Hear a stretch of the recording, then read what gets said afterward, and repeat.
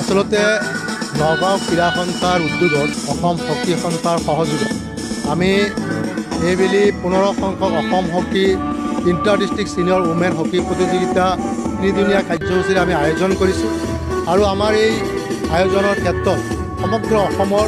16টা জিলা দলে যোগদান কৰিছিল যদিও অৱশেষত মুঠ 14টা জিলা দলে যোগদান নিশ্চিত কৰিলে আৰু এই প্ৰতিযোগিতাৰ মাধ্যমেৰে এটা শক্তি আমি দেখা পাইছোঁ মহিলা শক্তি যি শক্তিয়ে সমগ্ৰ অসমত হকীৰ প্ৰসাৰ আৰু প্ৰচাৰৰ ক্ষেত্ৰত আহি আহিছে আৰু মই আশা কৰিম যে এই ৰাজ্যিক পৰ্যায়ৰ প্ৰতিযোগিতাখনিৰ জৰিয়তে অসম হকীৰ যিটো মূল দল ৰাজ্যিক দল আজিৰ এই প্ৰতিযোগিতাৰ পৰা নিৰ্বাচিত হ'ব আৰু এই নিৰ্বাচিত দলটোৱে অহা 2 তাৰিখৰ পৰা হাৰিয়ানা পঞ্চকুলাত যি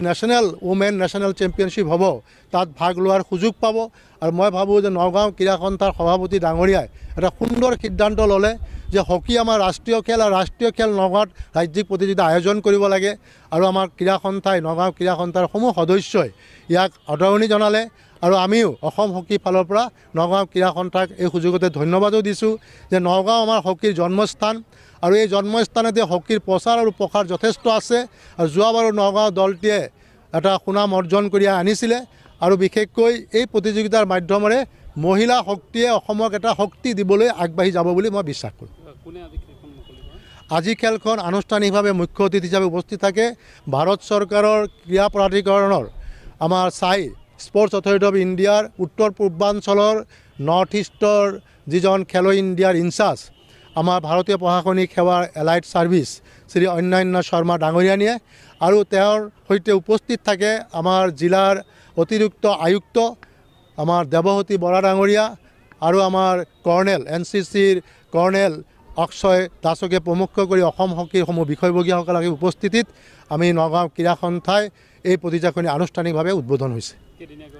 আৰু এই প্ৰতিযোগিতাখনি 3 দিন ধৰি চলিব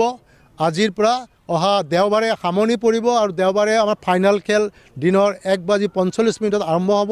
আৰু মই আশা কৰিম যে ফাইনেল খেলৰ এটা তুমুল উন্নতপূৰ্ণ খেল অনুষ্ঠিত হ'ব আৰু উন্নত দল দুটিয়ে ফাইনেলত উপনীত হৈ অসমখনৰ এটা শক্তিশালী দল হিচাপে চিহ্নিত হ'ব। নহয়